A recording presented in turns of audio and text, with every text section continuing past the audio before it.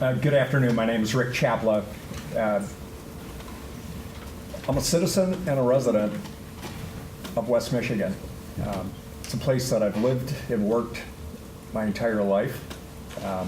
It's a place I'm very proud of, and I'm one of those people who get a chance to exercise that privilege every day in what I do with the right place, which is a not-for-profit, 27-year-old economic development organization.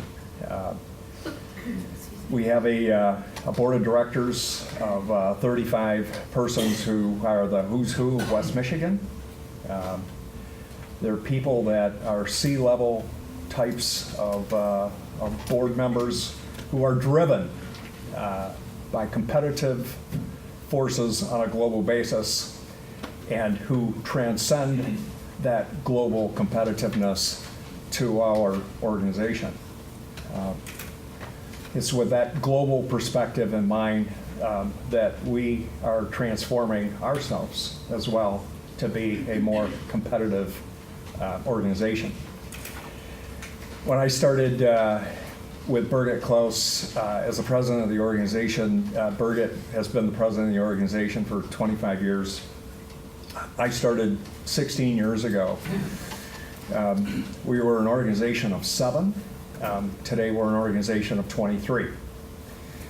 We're an organization that is mostly privately funded and with a budget upwards of $3 million a year. I say that because of our transformation, and I think of the added responsibility that we now possess as well to exert regional leadership. And I'll talk about that in just a minute. We operate because of a strategic plan that has been adopted by the board of directors and outlines 5 strategies, 5 strategic focus areas, and I'm not going to talk about all 5, but I am going to talk about at least a couple of them today. We've been incredibly lucky. We've been incredibly blessed, I think, in West Michigan because we continue to grow and prosper. And part of that is, I think, in part because of the work of the right place. We have a mission that revolves around the retention, the expansion, and the attraction of good paying employment and wealth creation in West Michigan. Wealth creation in West Michigan was not part of our mission statement all that many years ago.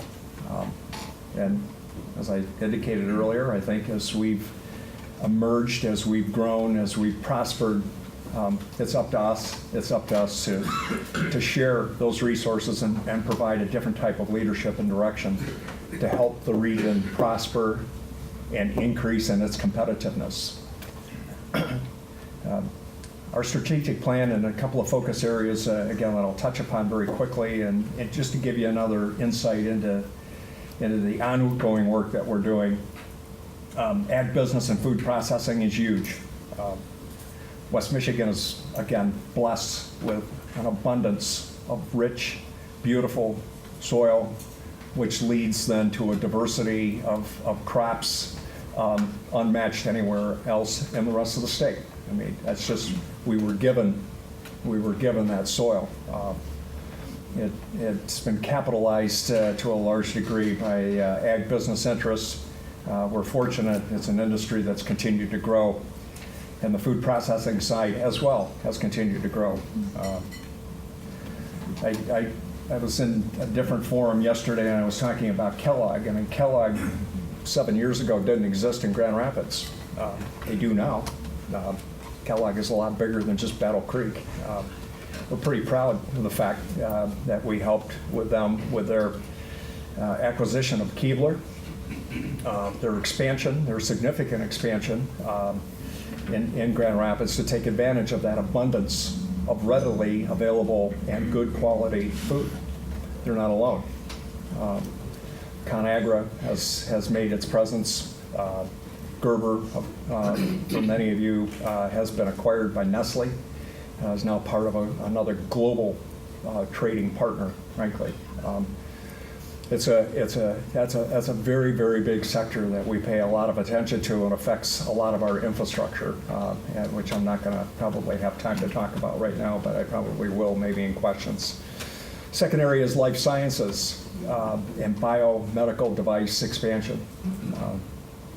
Again, when I started 16 years ago, those are two terms that weren't even in our vocabulary. Life sciences, biomedical device. We've been fortunate over the last 11 years to have over $1 billion of investment, public and private, mostly private, institutional. It's paying great dividends. We've seen extensive growth of our employment in downtown because of the likes of the Van Andel Institute, Spectrum Health, and Michigan State University, which has not ended its investment either in downtown Grand Rapids. They recently acquired some additional property, and we think there are other great things to come. A third insight, I think, into our regional competitiveness and wealth creation involves around regionalism.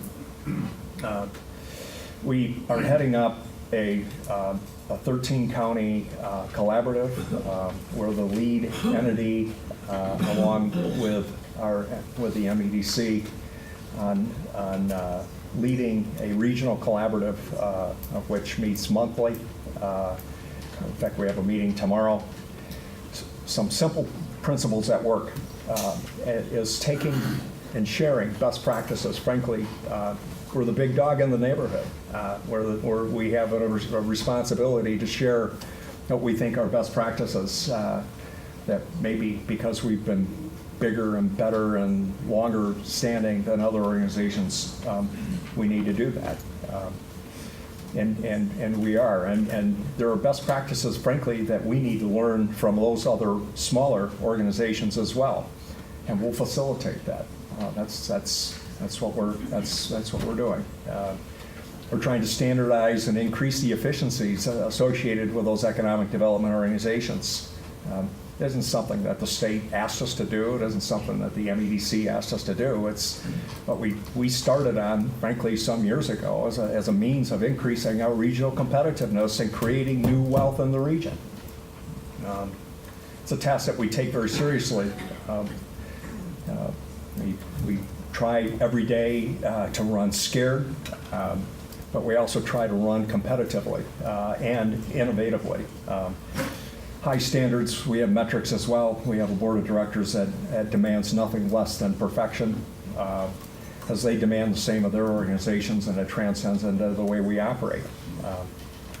Birgit's a wonderful taskmaster. There aren't a lot of people who can work with her. I happen to be one who enjoys the challenge and thrive in the quest for excellence and the quest for increasing our competitiveness. Again, there isn't anything that we do either that isn't directly affected by, I think, two crises that are ongoing, and then I'm going to pass the mic. First is certainly is workforce. We are in a workforce crisis. There's no question.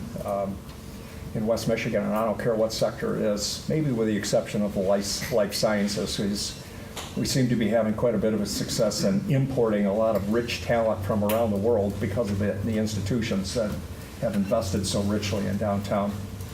But certainly on manufacturing, we likewise with the rest of us, we're proud of our manufacturing heritage. We're not running away from it. It's going to grow. It's going to continue to prosper. It's going to continue to be a driver of innovation and technological change and competitiveness of our region. And then secondly is all around infrastructure. And likewise, we're in the process of creating our next Michigan Development Corporation, and that's just one part of it, though. The bigger quest for infrastructure, it is about the importance of rail. It's about roads. It's about non-vehicular systems. But when it comes to the end of the day, it's about what we can do logistically to move freight inbound and outbound. That just means that my 10 minutes are up, so sorry. And if we are trying to do anything, again, in our leadership, I think it's about the coordination between the different transportation modes and our infrastructure modes. If we don't have good infrastructure, we're not going to compete. We're not going to compete. Our companies are not going to be able to move goods inbound and outbound.